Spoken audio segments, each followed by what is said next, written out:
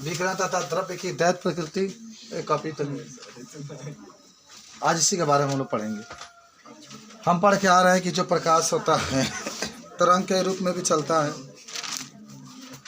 जो प्रकाश होता है वो विकिरण के रूप में भी चलता है। तो आज का जो प्रमुख टॉपिक रहेगा, देखो सब लोग, इलेक्ट्रॉन उत्सर्जन। सबसे पहला टॉपिक की बात करेंगे इलेक्ट्रॉन उत्सर्जन की, और दूसरी बात होगी प्रकाश वैद्युत प्रभाव की, ठीक है। और तीसरा बात होगा देहली आवृत्ति की, देहली आवृत्ति की।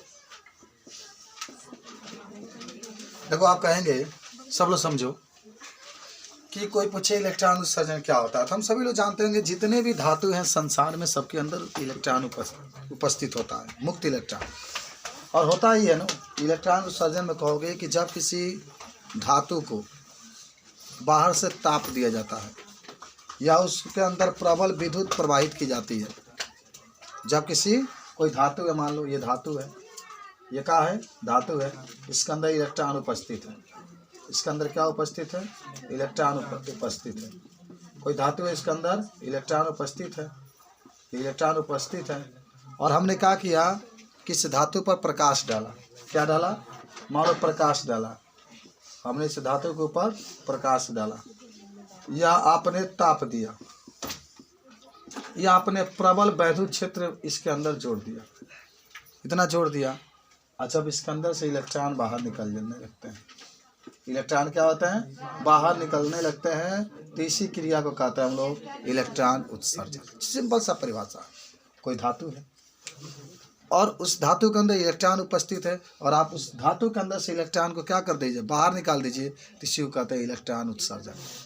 और इसको उत्सर्जन करने के लिए क्या दे सकते हैं आप, प्रकाश भी दे सकते हैं, उचित आवृत्ति के प्रकाश भी देंगे तभी इलेक्ट्रॉन बाहर निकल जाएगा। ताप देंगे बहुत अधिक मात्रा में तभी इलेक्ट्रॉन बाहर निकल जाता है, और जब प्रबल वैद्युत क्षेत्र देते हैं तभी इलेक्ट्रॉन बाहर रहता है। तो इसी को कहते हैं इलेक्ट्रॉन उत्सर्जन। अब आप पढ़ेंगे प्रकाश वैद्युत प्रभाव। देखो, प्रकाश का मतलब होता है प्रकाश के कारण, और वैद्युत प्रभाव का मतलब होता है इलेक्ट्रॉन को बाहर निकलना। कि अगर कोई धातु है, अगर कोई धातु है और इस धातु के अंदर क्या उपस्थित है, इलेक्ट्रॉन उपस्थित है, और आप इस धातु के ऊपर प्रकाश को डालें, आप इस धातु के ऊपर प्रकाश को डालें, क्या डालें, प्रकाश। जब प्रकाश वैद्युत प्रभाव कहेगा तो प्रकाश डालेंगे, प्रकाश आपने डाला, और इस धातु से इलेक्ट्रॉन क्या होने लगे, बाहर निकलने लगे, इलेक्ट्रॉन क्या होने लगे, बाहर निकलने लगते हैं। इसको कहते हैं प्रकाश वैद्युत प्रभाव। तो जब उचित आवृत्ति के प्रकाश को किसी धातु के पृष्ठ पर डाला जाता है और इस धातु के पृष्ठ से जब इलेक्ट्रॉन बाहर निकलने लगते हैं तो उसको हम लोग कहते हैं प्रकाश वैद्युत प्रभाव। अब आता है देहली आवृत्ति। ये धातु है, धातु के अंदर क्या उपस्थित है, इलेक्ट्रॉन, धातु के अंदर इलेक्ट्रॉन उपस्थित है, और आपने क्या किया, इस धातु पर उचित आवृत्ति को प्रकाश को डाला, उचित आवृत्ति को प्रकाश को डाला, और इस धातु से इलेक्ट्रॉन पुनः बाहर निकलने लगे, तो उस उचित आवृत्ति को हम लोग कहते हैं देहली आवृत्ति। हमने क्या कहा कि जब उचित आवृत्ति के प्रकाश को हमने धातु पर क्या किया, डाला, और इस धातु से जब इलेक्ट्रॉन बाहर निकलने लगते हैं तो इस निश्चित आवृत्ति को हम लोग कहते हैं देहली आवृत्ति। इस निश्चित आवृत्ति को कहते हैं हम लोग देहली आवृत्ति। क्या कहते हैं हम लोग, इसको किससे प्रदर्शित करते हैं, μ0 से। किससे प्रदर्शित करते हैं हम लोग, μ0 से प्रदर्शित करते हैं, ठीक है।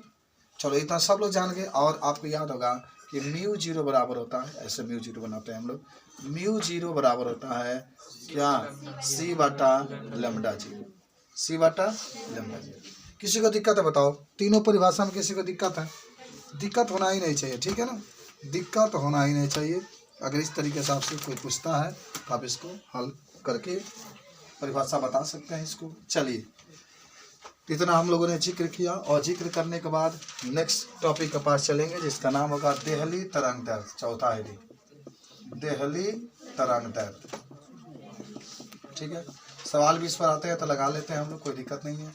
बाद में हम लोग कुछ क्वेश्चन को भी सॉल्व करेंगे। उसके बाद से होता है कार्यफलन, कार्यफलन।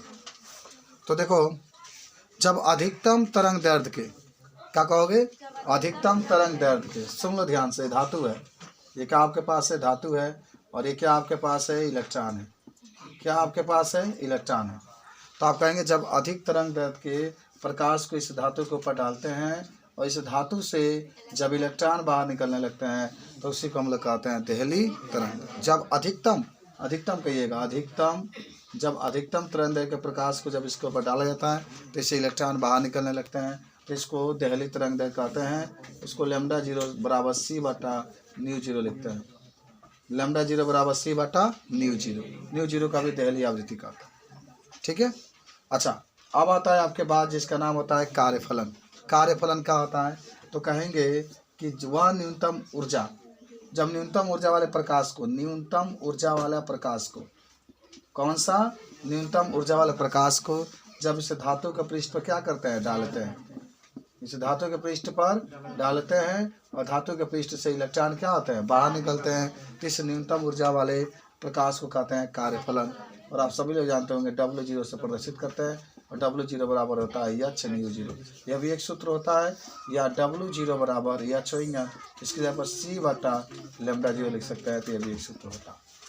और देखो कोई भी कार्यफलन जो होता है सबसे न्यूनतम ऊर्जा वाला प्रकाश होता है। जैसे मान लो सिलिकॉन है, सिलिकॉन है, इसका कार्यफलन मान लो दे दिया 2.4 इलेक्ट्रॉन वोल्ट, 2.4 इलेक्ट्रॉन वोल्ट, ये सिलिकॉन है, मान लो सिलिकॉन है जिसका कार्यफलन दे दिया आपका 2.4 इलेक्ट्रॉन वोल्ट।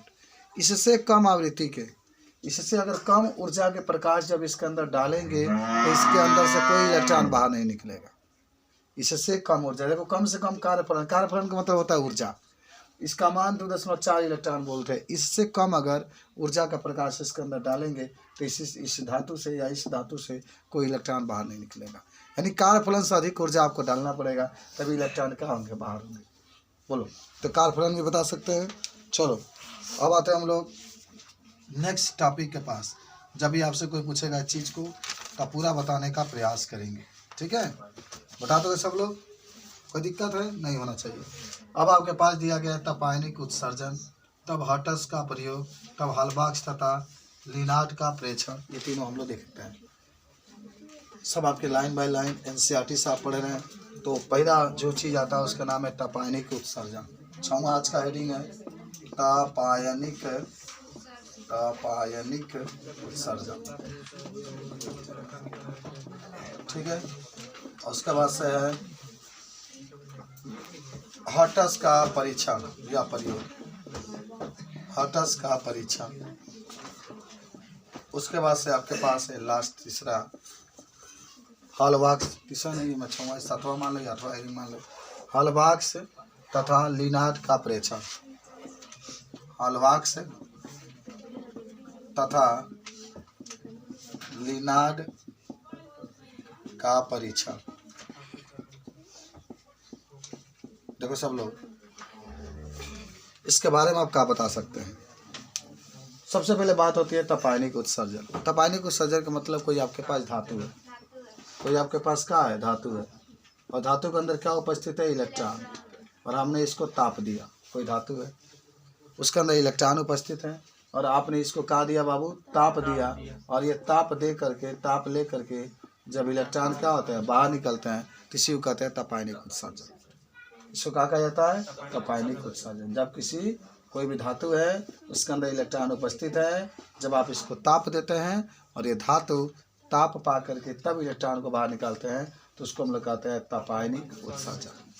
अब आता है देखो हर्ट्ज का प्रयोग। तो आपको याद होगा कि हर्ट्ज नामक वैज्ञानिक ने सन 1887 ईस्वी में अपना प्रयोग किया था, और इसने ये कहा था कि कोई भी धातु होगा, जब उस धातु के ऊपर कोई भी क्या होगा, धातु होगा, जैसे धातु है, इसके अंदर क्या उपस्थित होता है, इलेक्ट्रॉन, और जब इस धातु के ऊपर हम लोग पराबैंगनी प्रकाश को डालते हैं, कौन सा प्रकाश को, पराबैंगनी प्रकाश को डालते हैं, तो इसके अंदर से जो इलेक्ट्रॉन होते हैं बाहर निकलने लगते हैं। इसी को हम लोग कहते हैं हर्ट्ज का परीक्षण या प्रयोग।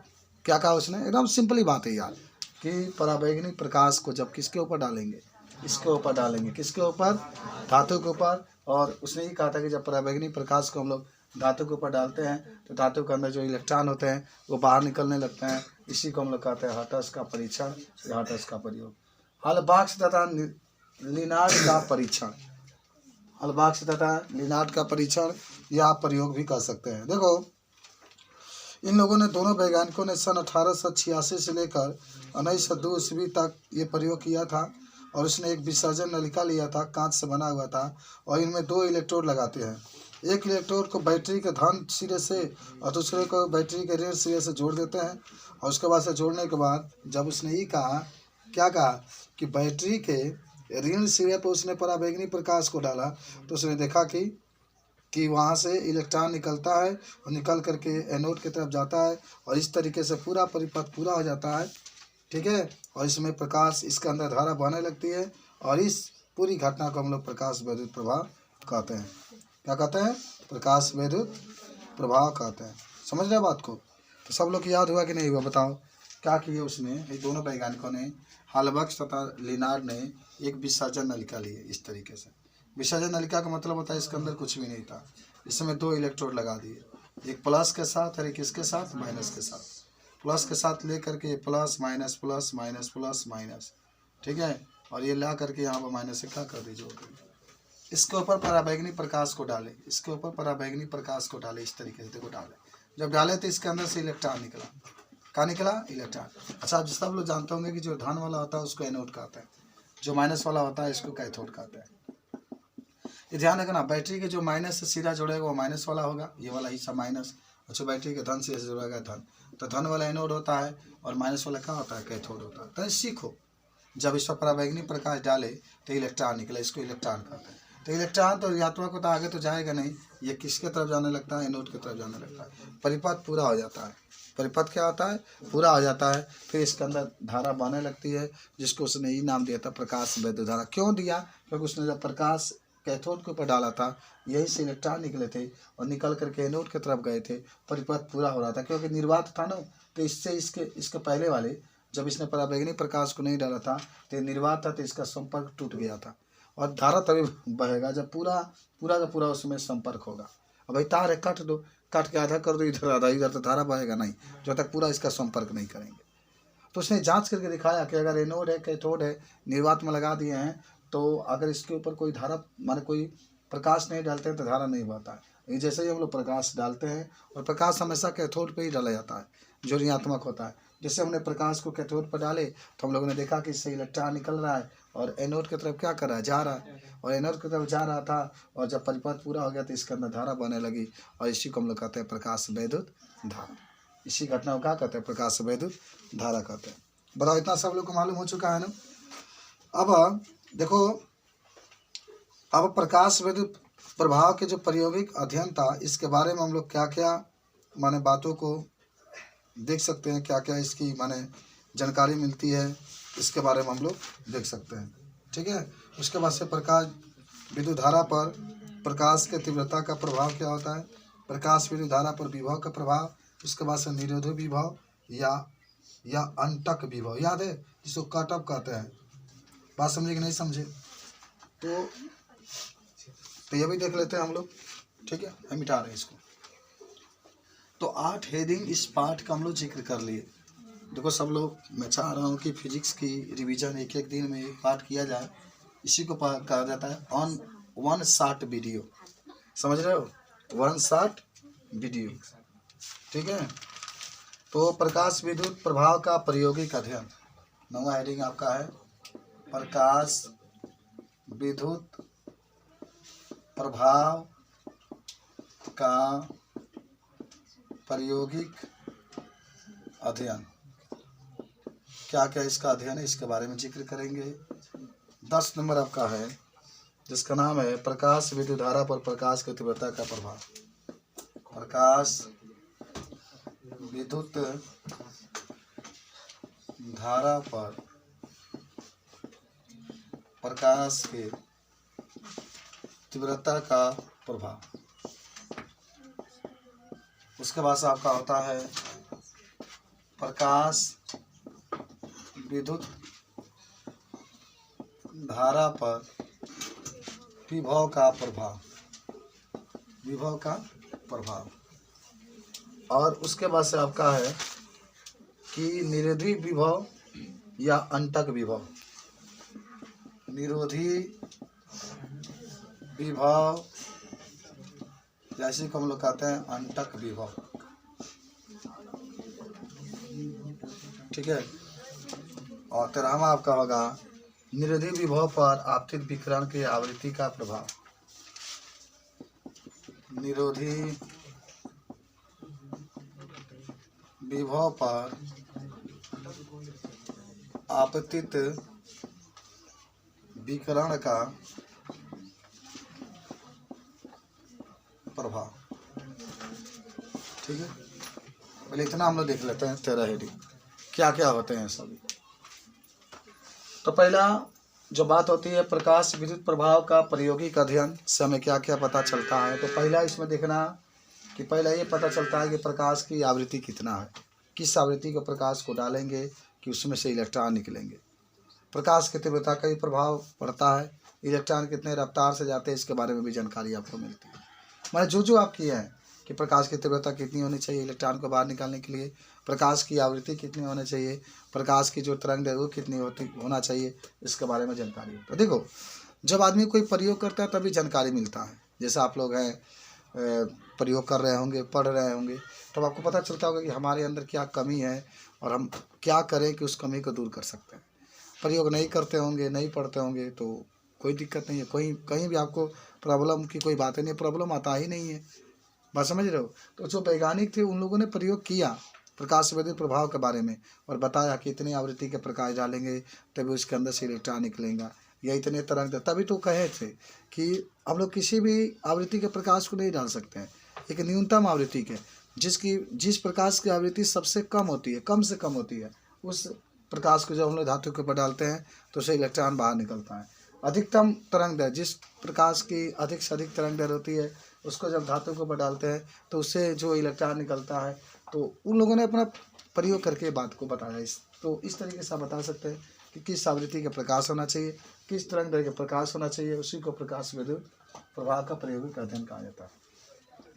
उसके बाद से प्रकाश विद्युत प्रभाव पर, प्रकाश विद्युत धारा पर प्रकाश की तीव्रता का प्रभाव।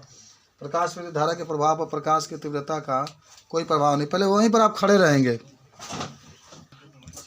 अच्छा लगे। तो प्रकाश विद्युत प्रभाव पर प्रकाश की तीव्रता का प्रभाव। अच्छा, प्रकाश विद्युत प्रभाव जानते हैं ना। जब कोई धातु है, बताओ इतना हेडिंग पढ़ा दिया गया है, 8 हेडिंग 9 को खत्म हो चुका है तुम लोग का इस पाठ का, 11 का रिवीजन हो रहा है। वैसे तुम लोग को पूरा याद होगा, कोई दिक्कत नहीं। चलो, तो कहा होगा प्रकाश विद्युत धारा पर प्रकाश की तीव्रता का प्रभाव। क्या प्रभाव पड़ता है भाई? जब प्रकाश की तीव्रता को बढ़ाते हैं तो प्रकाश विद्युत धारा का प्रभाव भी बढ़ जाता है।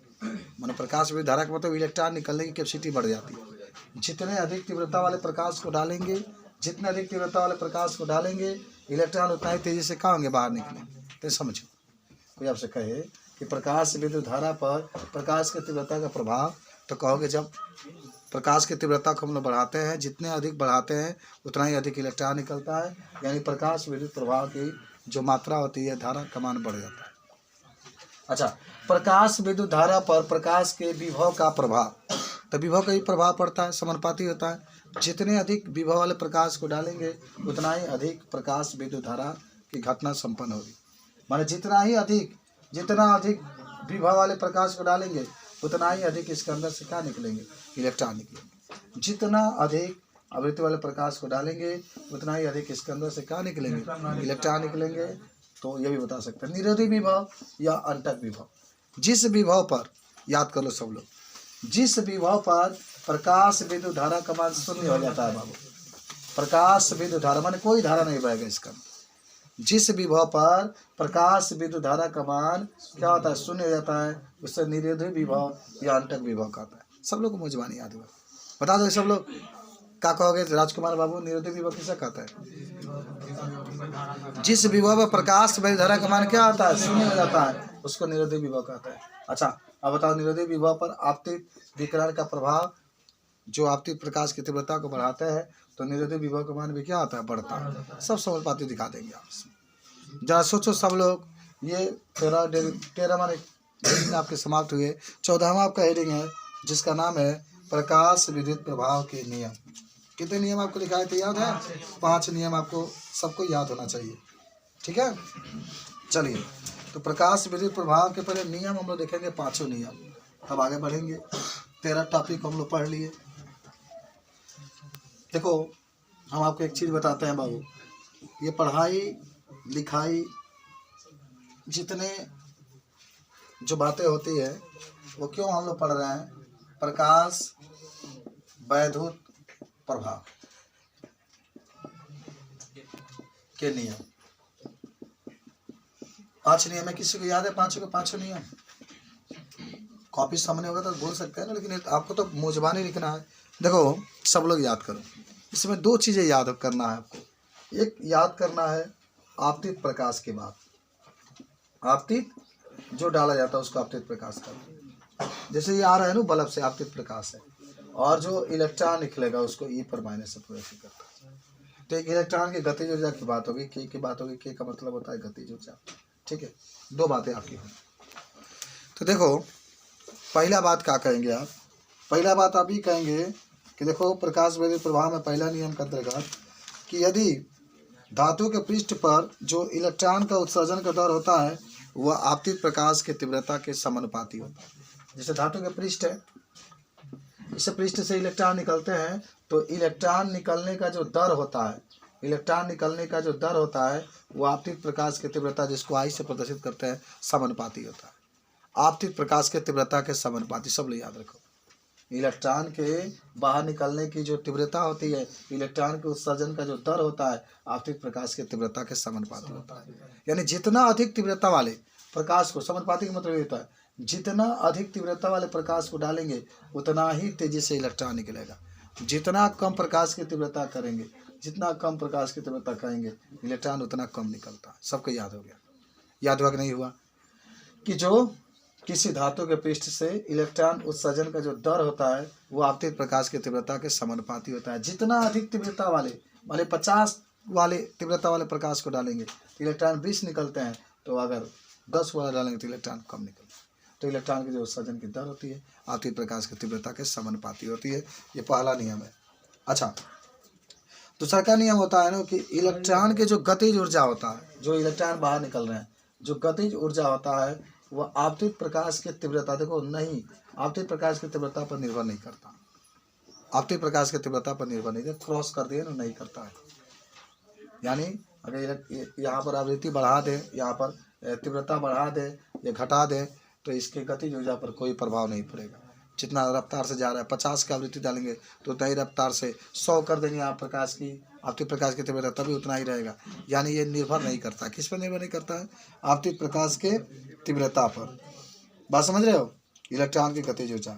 लेकिन एक बात जरूर याद रखना, इलेक्ट्रॉन की जो अधिकतम गतिज ऊर्जा होती है वह आवृत्ति के समानुपाती होती है। अच्छा, आपको याद है आइंस्टीन का समीकरण क्या होता है बाबू? हाफ mv² बराबर h न्यू माइनस न्यू। तो ये बताओ, है क्या जगह पर के लिख सकते हैं ना? इसमें देखो न्यू तो आया था, के समानुपाती न्यू तो लिखिए सकते हैं ना, के समानुपाती न्यू तो लिखिए सकते हैं। न्यू को क्या कहते हैं? आवृत्ति। तो माने जो इलेक्ट्रॉन बाहर निकल रहे हैं उसका गतिज ऊर्जा आपतित प्रकाश के आवृत्ति पर क्या करती है? निर्भर करती है।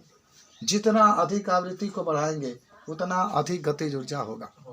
जितना अधिक आवृत्ति को बढ़ाएंगे, इलेक्ट्रॉन जो बाहर निकल रहा है उतना ही अधिक इसका गतिज ऊर्जा होगा। सब लोग याद करो, जितना अधिक आवृत्ति को बढ़ाएंगे उतना अधिक इलेक्ट्रॉन की गतिज ऊर्जा होगा। कम आवृत्ति वाले प्रकाश को डालेंगे, कम गतिज ऊर्जा होगा। अधिक आवृत्ति वाले प्रकाश को डालेंगे, अधिक गतिज ऊर्जा होगा। अच्छा, तीसरा आप ये कह सकते हैं ना, एकदम ध्यान से रखना, एकदम ध्यान से याद करना है कि जब किसी प्रकाश को हम लोग डालते हैं, जब किसी प्रकाश को इसके ऊपर क्या करते हैं? डालते हैं, और उसका आवृत्ति जो डाल रहे हैं देहली आवृत्ति से कम है तो उसमें से इलेक्ट्रॉन नहीं निकलेंगे। मैंने आपको बताया था ना, कम से कम उतना आवृत्ति होना चाहिए जिससे इलेक्ट्रॉन निकले। जैसे मान लो, जब सोचो हमारे पास देहली आवृत्ति है 10 हर्ट्ज। देहली आवृत्ति कितना है? 10 हर्ट्ज। और हमने प्रकाश को डाला, उसकी आवृत्ति है 8 हर्ट्ज। तो क्या वो इलेक्ट्रॉन बाहर निकलेंगे? ना, कम से कम उतना चाहिए, 10 हर्ट्ज। 11 करेंगे तभी निकल जाएगा, 12 करेंगे तभी निकल जाएगा, 13 करेंगे तभी निकल जाएगा, लेकिन 10 से अधिक होना चाहिए। तो चौथा नियम यही बन के आता है कि जब किसी प्रकाश को हम लोग किसी धातु पर डालते हैं और उसकी आवृत्ति अगर देहली आवृत्ति से कम है, उसका आवृत्ति देहली आवृत्ति से कम है, तो इलेक्ट्रॉन बाहर नहीं निकलेगा। जो प्रकाश को आप डाल रहे हैं उसकी आवृत्ति कम है दहलीय आवृत्ति से, तो उसमें से इलेक्ट्रॉन बाहर नहीं निकलता। अब पांचवा ये होता है कि इलेक्ट्रॉन को निकलने में कोई समय नहीं लगता है। इलेक्ट्रॉन को निकलने में कोई समय नहीं लगता है, तुरंत प्रकाश डाली तुरंत इलेक्ट्रॉन निकल गए, कोई समय पश्चाता इसमें नहीं होता। समय पश्चाता का मतलब कोई समय अंतराल नहीं होता। जैसे ही प्रकाश डालेंगे वैसे ही इलेक्ट्रॉन निकल जाएगा, जैसे ही डाले वैसे ही निकल जाएगा, थोड़ा भी इसमें टाइम नहीं लगता। तो आपने देखा सर 5 नियम होता है कि जब किसी धातु पर प्रकाश की तीव्रता को, मैंने पहले तो ये बात कही आप कि जो किसी धातु से जो इलेक्ट्रॉन उत्सर्जन की दर होती है वो आपतित प्रकाश की तीव्रता के समानुपाती होता है। दूसरा आपने कहा कि जो इलेक्ट्रॉन की गतिज ऊर्जा होती है जो बाहर निकल रहा है उसका गतिज ऊर्जा प्रकाश की तीव्रता पर निर्भर नहीं करता।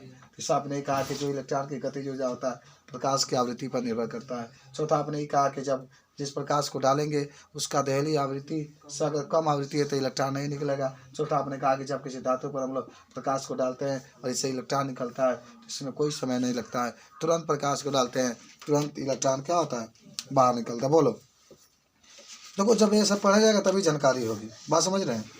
जब ऐसे पढ़ेंगे 2-4 बार आपका तो जानकारी हो जाएगा। ये तो जरूर होगा कि कुछ आपसे पूछा जाए तो आप जरूर इसको बता सकते हैं, ठीक है। अच्छा आगे बढ़ते हैं बाबू साहब, हम लोग प्रकाश विद्युत प्रभाव तथा प्रकाश का तरंग सिद्धांत।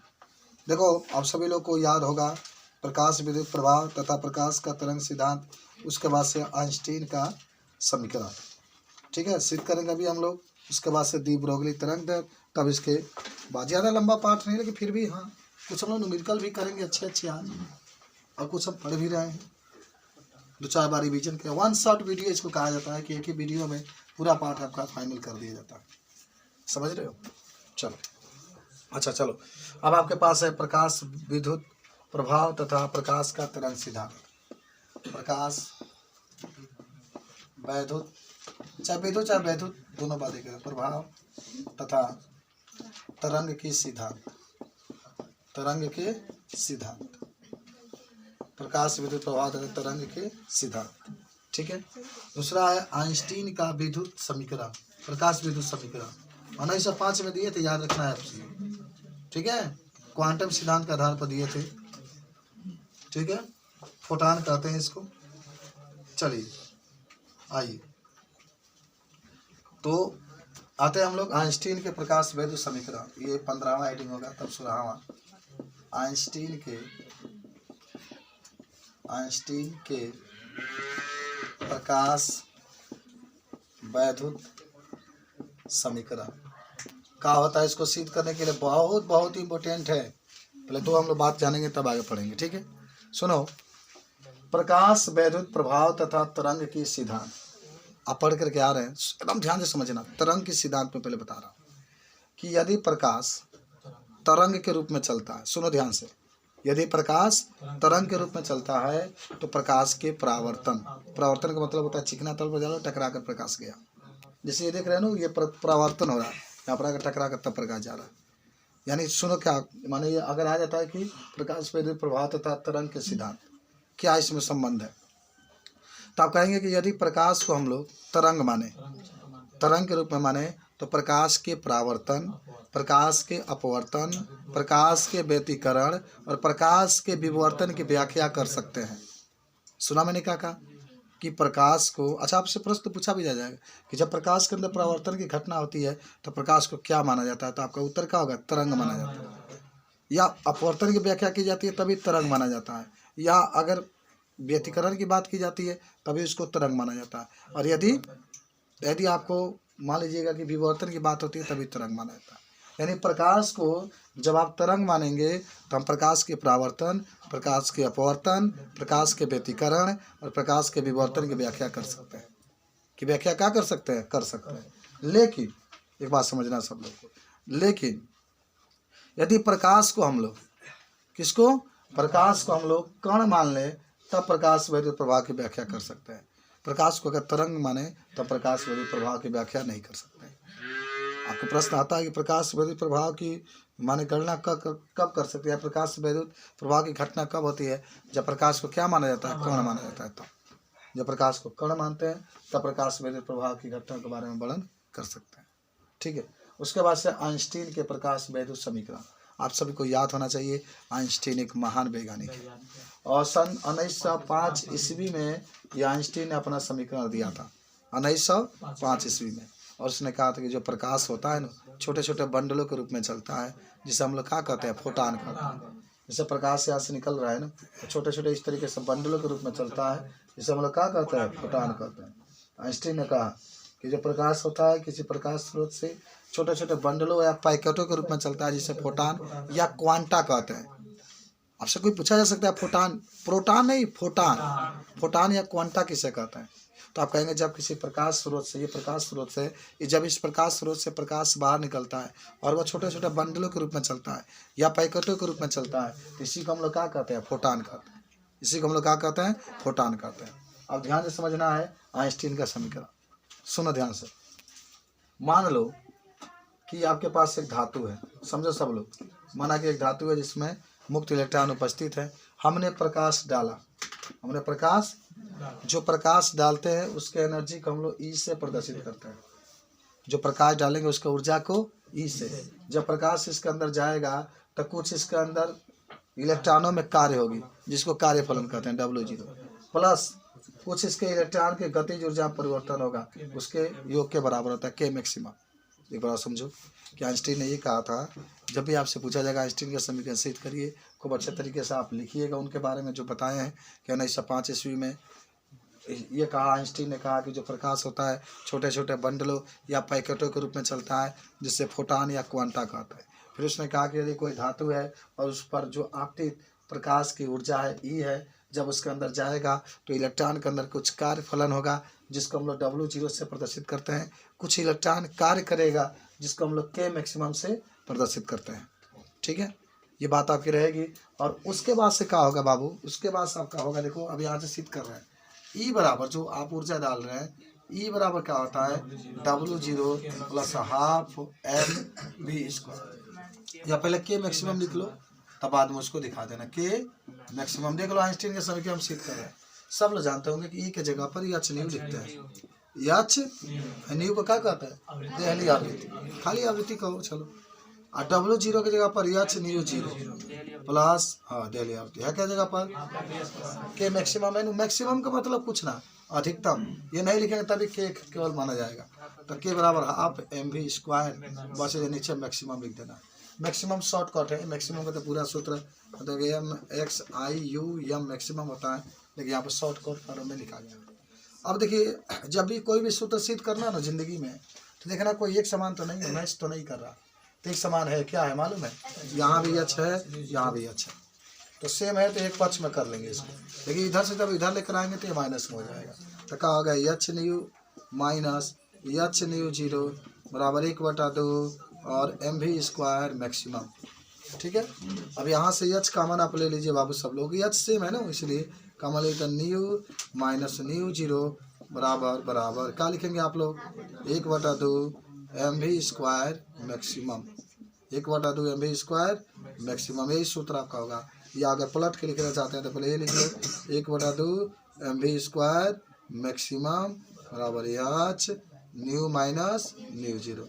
और इस तरीके से आपका ये सूत्र स्थापित होगा। बोलो कोई दिक्कत है? जब भी आइंस्टीन का समीकरण बोर्ड में तो एकदम निश्चित है पूछेगा बाबू, इस पर सवाल भी आपको आता है तो सब बच्चा लोग लगा लेते हैं।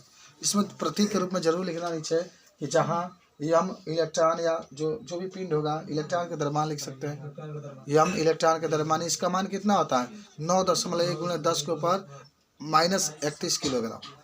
9 बहुत कम होता है ना, 9.1 × 10 के -31 किलोग्राम। भी क्या है, भी वेग है, इलेक्ट्रॉन का अधिकतम वेग है। एच क्या है, प्लांक नियतांक है, और प्लांक नियतांक का मान कितना होता है, 6.6 × 10 के ऊपर -34, 6.6 × 10 के ऊपर माइनस।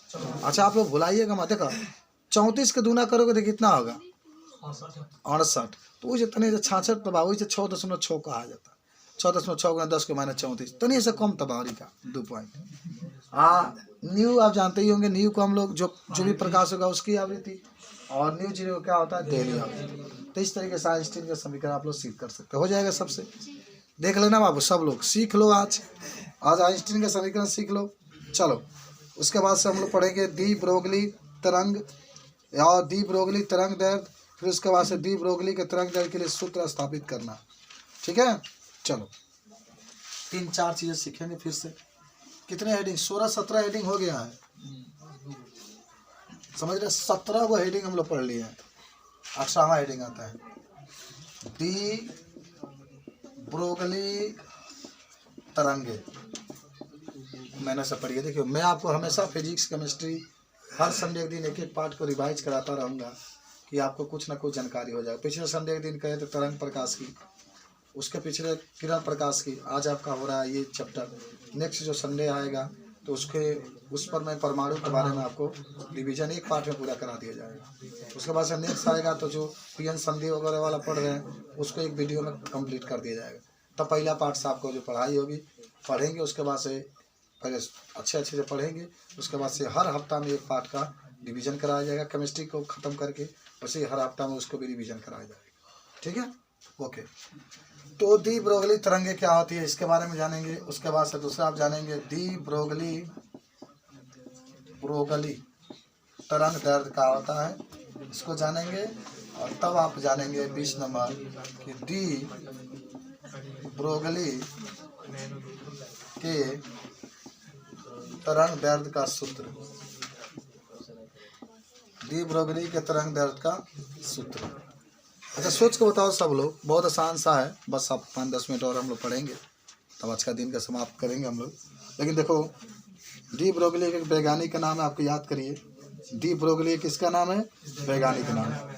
अच्छा, उसने ये कहा था कि जब कोई द्रव्य तरंगे, सुनो ध्यान से सब लोग, जब कोई द्रव्य तरंगे का मतलब होता है कि कोई भी, जैसे इलेक्ट्रॉन हो गया या फोटॉन हो गया, जब गतिमान करता है और जब ये आगे बढ़ता है, देख लेना ध्यान से, तो वह तरंग और कण दोनों के गुण को क्या करता है, प्रदर्शित करता है, जिसे हम लोग डी ब्रोगली तरंगे कहते हैं।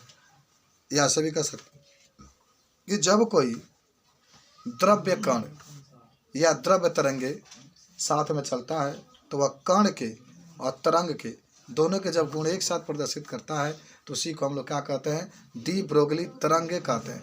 और जो उसका तरंग दैर्ध्य होता है, जब वो चलता होगा तो कोई ना कोई तरंग दैर्ध्य तो होगा ना, जो उसका तरंग दैर्ध्य होता है उसी को कहते हैं डी ब्रोगली तरंग दैर्ध्य। जैसे इलेक्ट्रॉन चल रहा है, मान लो इलेक्ट्रॉन चला, इलेक्ट्रॉन को हम लोग इक्वल माइनस लिखते हैं, ये आगे बढ़ रहा है तो ये कण के रूप में तो चल रहा है, लेकिन इसके साथ ये अपने तरंग के गुण को भी प्रदर्शित कर रहा है। एक इलेक्ट्रॉन है, इसी को हम लोग कहते हैं द्रव्य तरंगे। ये डी ब्रोगली ने कहा था, डी ब्रोगली, देखा डी ब्रोगली, ब्रोगली डी का मतलब दो, तो डी ब्रोगली ने कहा था कि जब कोई द्रव्य तरंगे चलते हैं तो वह कण और तरंग जब दोनों के गुण को एक साथ प्रदर्शित करते हैं तो उसी को हम लोग कहते हैं डी ब्रोगली तरंगे। जब कोई तरंग आगे बढ़ता है, माने द्रव्य तरंग आगे बढ़ता है तो वह तरंग और कण दोनों के गुण को एक साथ प्रदर्शित करते हैं, तो उसे हम लोग डी ब्रोगली तरंगे कहते हैं। और ये इलेक्ट्रॉन और फोटॉन प्रदर्शित करता है। कौन करते हैं, इलेक्ट्रॉन और फोटॉन प्रदर्शित करते हैं। अच्छा चलो, अब इसकी बात होगी डी ब्रोगली तरंग दैर्ध्य के, तो यही बात कहेंगे कि जब कोई द्रव्य तरंग आगे चलती है तो वह तरंग और कण दोनों के गुण को क्या करती है, प्रदर्शित करती है। तरंग और कण दोनों के गुण को प्रदर्शित करती है, और प्रदर्शित जब करती है तो इसके साथ जो तरंग दैर्ध्य उपस्थित होता है तो उसे कहते हैं डी ब्रोगली तरंग दैर्ध्य। अब आइए, अब आपको डी ब्रोगली तरंग दैर्ध्य के सूत्र स्थापित करना होगा। देखो, मान लेंगे कि कोई इलेक्ट्रॉन है जिसकी एनर्जी E है, उसका द्रव्यमान m है और निर्वात में उसकी चाल c है। आप लिखेंगे उसको मान करके कि माना कि एक पिंड है या कोई कण है जिसका ऊर्जा E है, जिसका द्रव्यमान m है, जिसका निर्वात में प्रकाश की चाल का c है। तो आइंस्टीन के समीकरण से लेंगे। देखो कैसे सिद्ध करोगे, आप सब लोग जानते हैं ना तरंग दैर्ध्य को लैम्डा से प्रदर्शित करते हैं, तो सूत्र ऐसा बनाना है कि उसमें लैम्डा आना चाहिए। तो सब लोग जानते होंगे E बराबर क्या होता है बाबू, m गुणे c स्क्वायर। E बराबर क्या होता है, m गुणे, बताओ E की जगह पर आप क्या लिख सकते हैं, HC बटा लैम्डा भी तो लिख सकते हैं, और m गुणे c स्क्वायर। तो आपके स्क्वायर से एक c कट गया तो h बटा लैम्डा लिख लो और m गुणे c लिख लो, और आप पढ़े होंगे P बराबर m इंटू भी।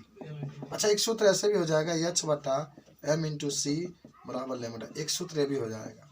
या आप चाहें तो एक सूत्र ये भी हो जाएगा, लैम्डा ऐसे ही लिखो, h अपान m भी लिख सकते हैं, यह भी एक सूत्र होगा। अब चाहे तो लेमडा बराबर एच अपान एम इंटू भी, संवेग कहते हैं ना द्रव्यमान और वेग के गुणनफल को, चाहे एम इंटू भी है तो यहाँ पर पी लिख सकते हैं। तो इस तरीके से तरंग दैर्घ्य का सूत्र रहा लेमडा बराबर एच अपान पी, लेमडा बराबर एच अपान पी। अब बताओ एच का है प्लांक नियतांक, इसका मान कितना होता है 14.6 को माइनस 34, 14.6 को माइनस 34। पी का है आपका, पी का है, कापी नहीं है क्या तुम लोग के पास? तो रफ पर ही लिखते हो क्या जब पढ़ा जाता? ताजा है तो रफे पे नहीं लिखते अगर पढ़ा जाता तो।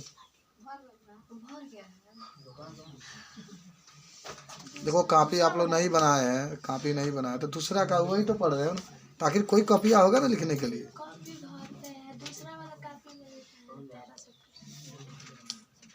13 से अच्छा माने वाले के कापी बना है, ठीक है चलो। तो बता सकते हैं ना, कोई दिक्कत है इसमें? डी ब्रोगली के तरंग दैर्घ्य पूछा जाएगा तो इसको आप सिद्ध कर सकते हैं, ठीक है। एच बराबर लेमडा बराबर एच अपान पी हो जाएगा। चलो आ जाओ, अब बात होगी फोटान के बारे में। फोटान देखेंगे, उसके बाद से फोटान के ऊर्जा का सूत्र देखेंगे, ठीक है। उसके बाद से चैप्टर खत्म हो जाएगा, बहुत छोटा सा चैप्टर था यार। उसके बाद कुछ हम लोग न्यूमेरिकल पॉइंट भी देखेंगे, मिटाएं इसको।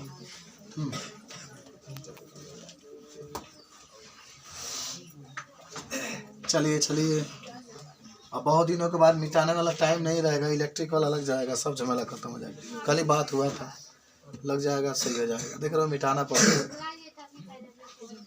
तो उसके लिए अब तनी बढ़िया तनी कैमरा भी किनारा 87,000 का कल का देखा गया था कैमरा, वहाँ पर लगेगा, वहाँ से पूरा कैच करेगा 87,000 का। चलिए तो अब हम लोग बात करेंगे जो इलेक्ट्रॉन के फोटान का बताओ। फोटान 21 नंबर है, या क्वांटा, या क्वांटा, और उसके बाद से फोटान या क्वांटा के गुण,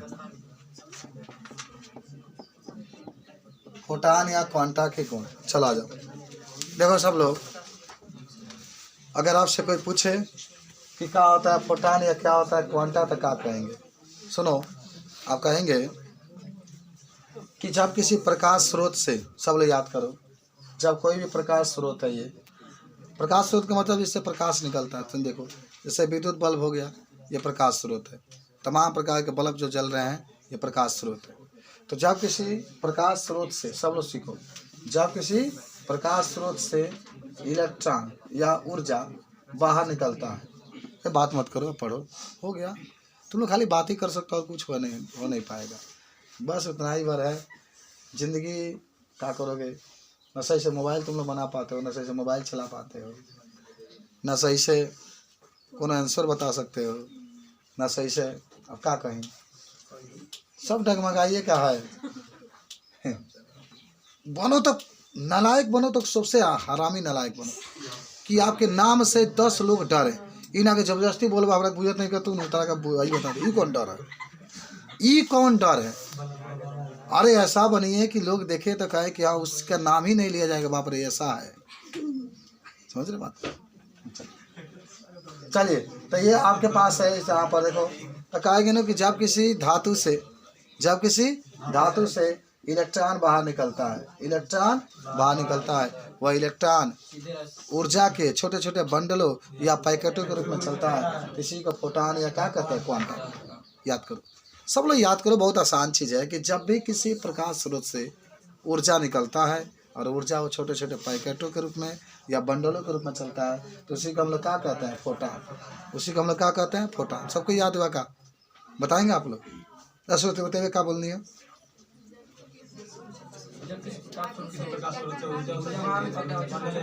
हाँ, जब किसी प्रकाश स्रोत से प्रकाश या ऊर्जा बाहर निकलता है, वो छोटे छोटे पैकेटों या बंडलों के रूप में चलता है, तो उसे फोटान या क्वांटा कहते हैं। चलो अब इसके तने हम लोग 3, 4, 5, 6, 7, 8 जितना होगा उतना क्वालिटी देख लेते हैं। क्वालिटी का मतलब गुण देख लेते हैं। पहला, फोटान जो होता है निर्वात में चल सकता है। याद करो, फोटान क्या हो सकता है? सबको याद होना चाहिए, फोटान निर्वात में चल सकता है। सोचो सोचो, अगर आगे फोटान के गुण से छोड़ोगे तुम लोग ना, फोटान निर्वात में चल सकता है। दूसरा, फोटान को चलने के लिए माध्यम की आवश्यकता नहीं होती।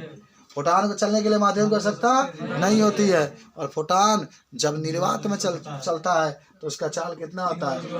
10⁸ मीटर पर सेकेंड। फोटान या क्वांटा जब निर्वात में चलते हैं, निर्वात का मतलब तो धूल के कण कुछ भी नहीं है, जब प्रकाश या फोटान निर्वात में चलते हैं तो उसका मान कितना होता है?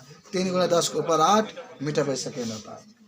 चलो, और आपने लिखा होगा कि फोटान का जो विराम द्रव्यमान होता है 0 होता है। फोटान का जो विराम द्रव्यमान होता है क्या होता है? 0 होता है। फोटान का विराम द्रव्यमान क्या होता है?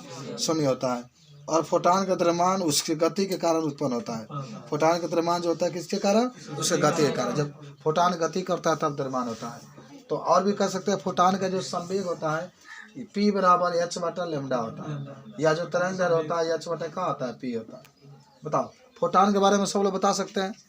कोई दिक्कत है क्या? चलिए आगे बढ़ते हैं। इलेक्ट्रॉन के लिए डी ब्रोगली तरंग दैर्घ्य का सूत्र आप सिद्ध भी कर सकते हैं।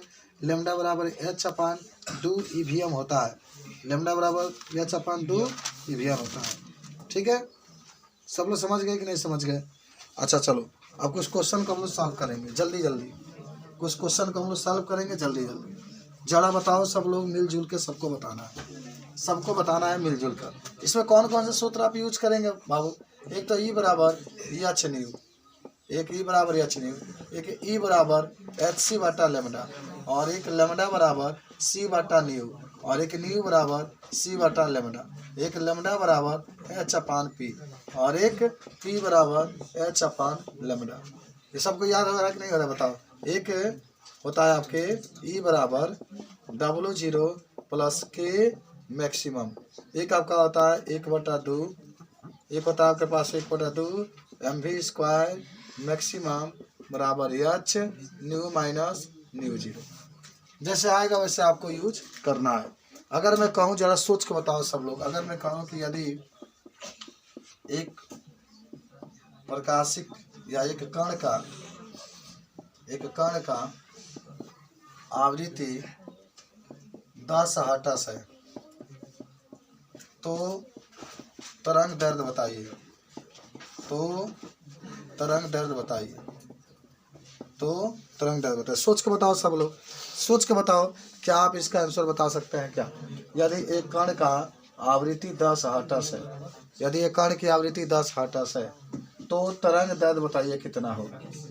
तो तरंग दैर्घ्य बताना है कितना होगा? बताओ, सोच के बताओ सब लोग, कितना होगा? बताओ कैसे लगाओगे? एक कण का आवृत्ति को किससे प्रदर्शित करते हैं बाबू? न्यू से। और तरंग दैर्घ्य कर रहे थे किससे निकालना है? लैम्ब्डा से। यानी आपको दिया गया, देखो यहाँ पर चूज करो न्यू का। न्यू ऐसा ही बनता है बाबू, न्यू ऐसा ही बनता है, भी के थोड़ा लटका देते हैं। 10 हर्ट्ज है। क्या पूछा है? तरंग दैर्घ्य का मतलब लैम्ब्डा, तरंग दैर्घ्य का मतलब लैम्ब्डा, उल्टा वाई करके बना। तो बताओ कौन सा फार्मूला लगा सकते हैं?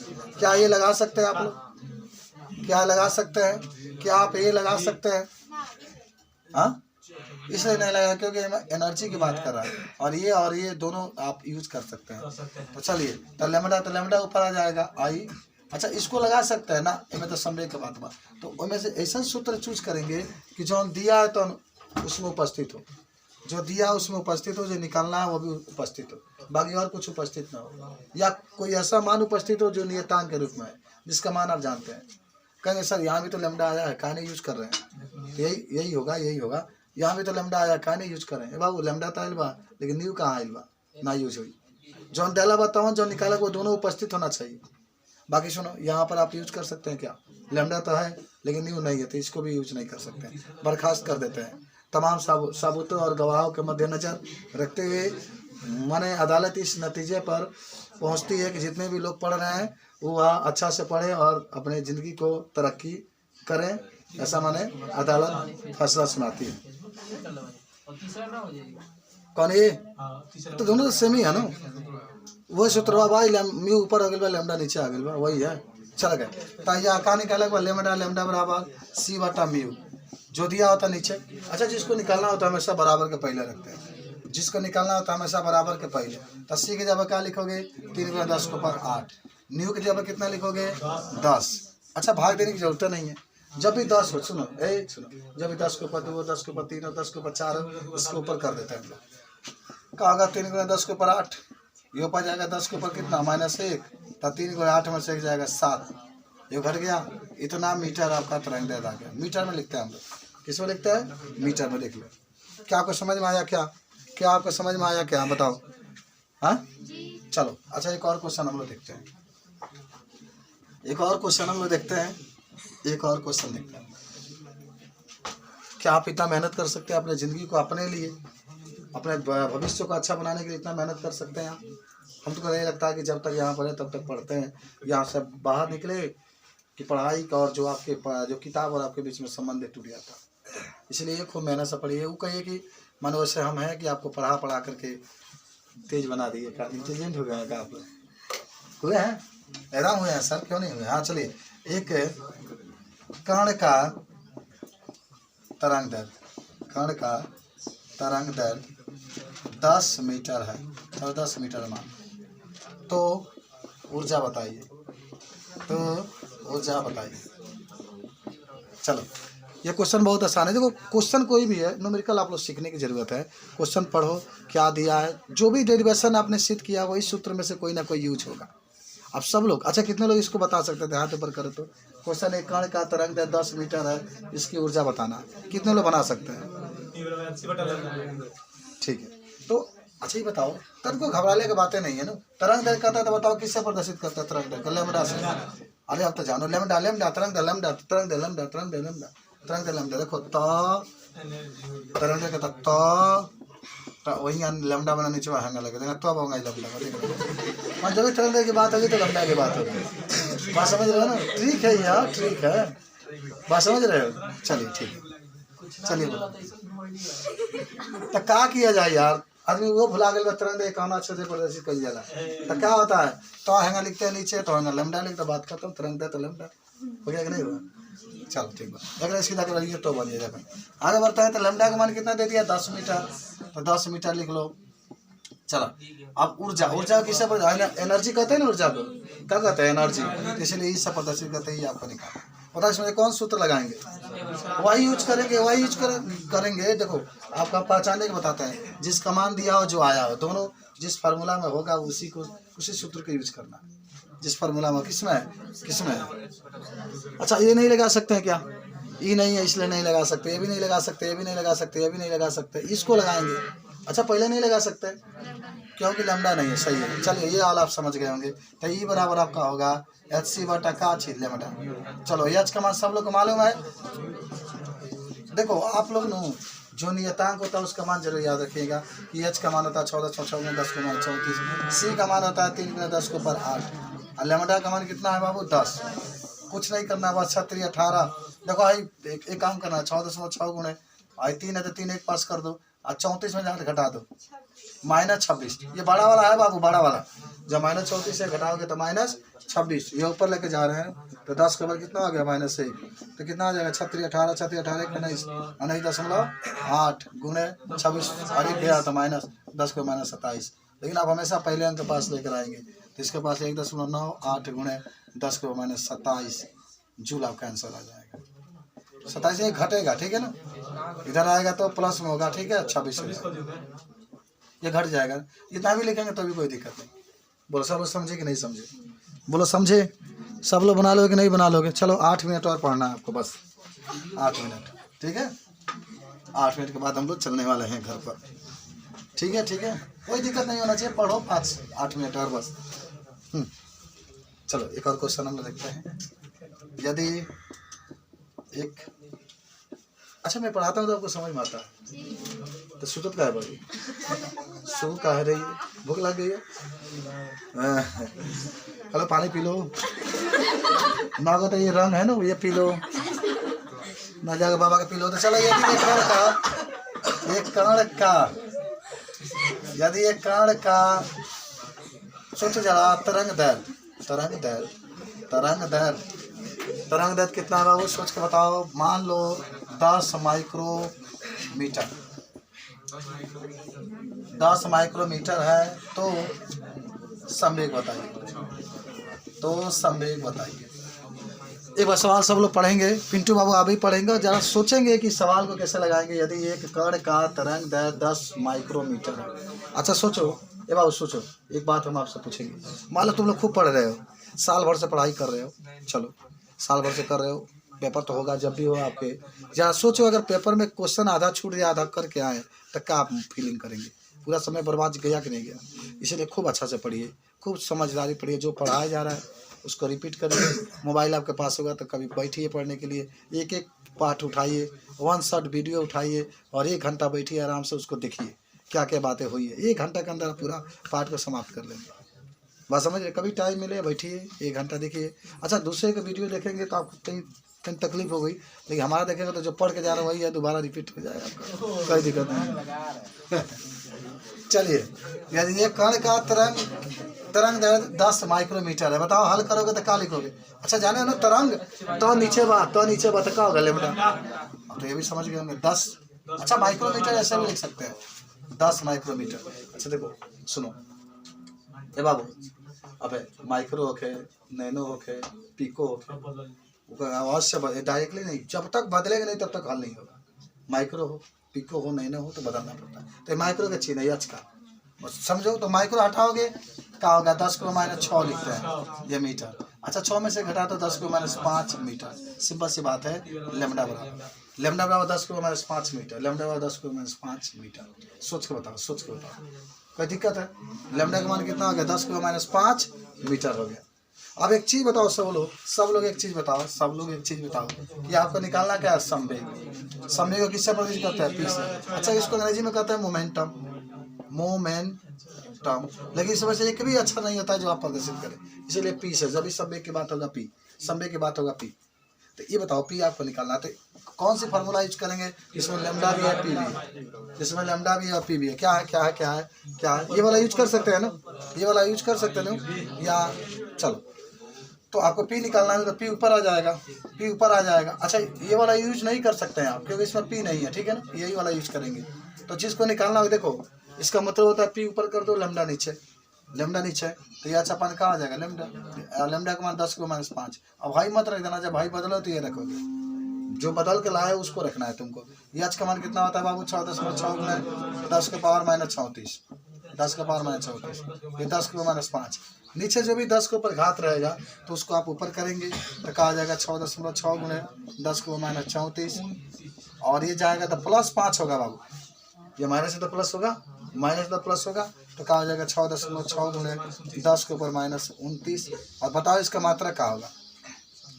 सुनो आराम से, नो क्यों पूछ रहा है कि मात्रा क्या हुई? तो तू जानता रहा पी बराबर होता है m × v, होता है ना जी। संवेग बराबर क्या होता है? द्रव्यमान। अब इतना आदमी ना जाने तो साइंस में क्या रह जाएगा? अगर ये भी नहीं जानते हैं आप पी बराबर m × v, अगर नहीं जानते होंगे तो जान जाइए कि पी बराबर m × v होता है, द्रव्यमान और वेग। और ये भी जानिए द्रव्यमान का मात्रा क्या होता है? बताओ, किलोग्राम। सबको याद होना चाहिए, अगर नहीं जानते हैं तो जानिए इसका मात्रा। किलोग्राम को केजी लिखता है, किलोग्राम को क्या लिखता है? केजी। चलो भी को क्या कहते हैं ये भी जानिए, मीटर प्रति सेकेंड होता है, चाल है ना, तो मीटर पर सेकेंड होता है। मीटर गुण है प्रति के लिए यश पर माइनस लिखते हैं, इसको पढ़ोगे तो किलोग्राम × मीटर प्रति सेकेंड कहा जाता है। तो वही इसका मात्रक होगा, किलोग्राम × मीटर प्रति सेकेंड। माइनस अगर नहीं रहता ना तो इसको भी इंटू सेकेंड कहते हैं, लेकिन माइनस से बताता है कि प्रति सेकेंड कहेंगे। चलो कोई दिक्कत है बताओ सब लोग को, है कि नहीं? बताओ कोई दिक्कत, बोलो बोलो, कोई दिक्कत आपका नहीं होना चाहिए। एक और क्वेश्चन है आपके लिए, एक और क्वेश्चन है। चलिए आज तो बहुत अच्छे तरीके से पढ़े आप, 1-1 घंटा दोनों विषय पढ़े। क्वेश्चन एक और देखिए, जल्दी से देख लीजिए। मान लीजिए कि कोई आपके पास कण है, यदि एक कण की आवृत्ति कितना है? मान लीजिए 10 पिको हर्ट्ज है, 10 पिको हर्ट्ज। तो ऊर्जा बताइए, तो क्या बताइए? ऊर्जा बताइए। भूख लग गया है ना आप लोग को? ऊर्जा बताना है, क्या होगा बताएंगे आप लोग? चलिए 2-3 मिनट और पढ़ना है आपको। क्या बताना है? ऊर्जा कितने लोग बना सकते हैं? लड़कियों में कितने लोग बनाएंगे तो हाथ ऊपर करेंगे। लड़कियों में देखा जाता है एक आप लोग नहीं बना पाएंगे, क्यों? अरे क्या है ना, यदि एक कण की आवृत्ति को किससे प्रदर्शित करते बताओ? म्यू से। और 10 पिको है, और ऊर्जा का मतलब ही आपको निकालना है। ऊर्जा का मतलब क्या निकालना है? तो हल करेंगे तो पहले क्या लिखो? न्यू बराबर 10 पिको हर्ट्ज, 10 पिको घटाओ बाबू, पिको घटाओ, 10 के ऊपर माइनस 12 हटस। चला ये घट जाएगा, 12 में से जाएगा 10 के माइनस 11 हटस हो जाएगा। क्या हो गया 10 के माइनस 11 हटस, किसका मान? न्यू का मान। न्यू का मान कितना हो गया? 10 के माइनस 11 हटस। ठीक है, अब आपको क्या निकालना है? एनर्जी ई निकालना है आपको। तो बताइए ई बराबर क्या होता है? सब लोग बताओ, एच सी बटा लेमडा। ई बराबर होता है एच सी बटा लेमडा। एच का मान सब लोग बोलो 14.6 गुणे 10 को माइनस 34। तो चलो हटा दो, न्यू लिख दो, का चिल्लाता न्यू हो गई। तो एच की जगह इतना रखा गई, न्यू का मान इतना है ना, 10 को माइनस 11 रख देना। 10 को माइनस 11 क्या हो गया? 6.6 गुणे 34 और 11 कितना हो जाएगा? 45 और क्या हो जाएगा? जूल। ठीक है, और आज का लास्ट सवाल, इसके साथ ही हम लोग समाप्त करेंगे। जो आधा घंटा फुटबॉल खेलिए तब को ये कहने का चले। तो एक क्वेश्चन आपके लिए और है, बनाएंगे सब लोग, बोलो। लास्ट क्वेश्चन आपका है और इसको हल करना, ठीक है। चलिए, क्वेश्चन ही है बाबू, है तो यहाँ पर है कि यदि एक इलेक्ट्रॉन का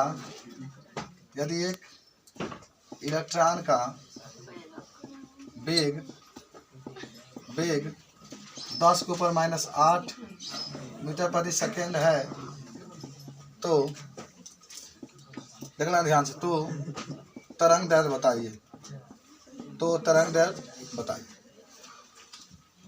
ये सवाल है, कितना लोग लगा सकते हैं? इसको लास्ट सवाल आज का है, आप लोग सभी लोग बना लेंगे, कोई दिक्कत नहीं। चलिए, यदि एक इलेक्ट्रॉन का वेग बताओ, वेग को किससे प्रदर्शित करते हैं? v से। और v का मान कितना दिया है? 10 को माइनस 8 गुणे 10 को मान इतना। और क्या बताना है? तरंग दैर्घ्य का मतलब क्या बात है? क्या बताना है? लेमडा। तो क्या बताना है? लेमडा। चलो हल करो इसको, सब लोग हल करो। चलो, कह रहा है कि यदि एक इलेक्ट्रॉन का वेग कितना है? 10 को माइनस 8 मीटर पर सेकेंड है, तो v का मान है 10 को माइनस 8। देख लो ध्यान से, 10 को माइनस 8 मीटर पर सेकेंड, सही है, बदलने की जरूरत नहीं। तरंग दैर्घ्य कह रहा है तो लेमडा का मान कितना होगा? लेमडा आपको निकालना है, ठीक है। और p, अच्छा इलेक्ट्रॉन का द्रव्यमान दिया हो अच्छा ना दिया हो, 9.1 गुना 10 को माइनस 31। खाली आप एक भी लिख सकते हैं, 9.1 हटा दो, खाली 9 लिखो, 9 गुना 10 के ऊपर माइनस 31 किलोग्राम। चलो, तो क्या बताना है आपको? क्या निकालना है भाई? लेमडा निकालना है, भी दिया है। लेमडा निकालना है, भी दिया। देखो किसमें कौन सूत्र में आएगा? लेमडा निकालना है, भी दिया। होता है किसी का? होता है ना? होता है। अच्छा पान है, पी के जगह पर एम भी लिखा जाएगा, पी के जगह पर क्या लिखा जाएगा? एम भी लिखा जाएगा, ठीक है। तो क्या निकालना है आपको? क्या निकालना है? लेमडा निकालना है, तो वही सूत्र तो होगा, लेमडा बराबर एच अपान एम भी। एच का मान 6.6 गुना 10 के ऊपर माइनस 34 और एम का मान 9 गुना 10 के ऊपर माइनस 31 और भी का मान 10 के ऊपर माइनस 8 10 को माइनस 8 लिखो, ठीक है। चलो, 7 नंबर कितना हो जाएगा? 63। 10 बढ़ाओगे तो 7 नंबर 63, 3 बचेगा 30, 9 3 27, 9 3 27, 3 9 3 27, 3 9 3 27। चलिए उतना आता रहेगा। 10 को माइनस 31 34 लिख लीजिए। और 31 और 8 कितना हो जाएगा? 31 और 8 39 ऊपर जाएगा, 10 के ऊपर प्लस 39 हो जाएगा।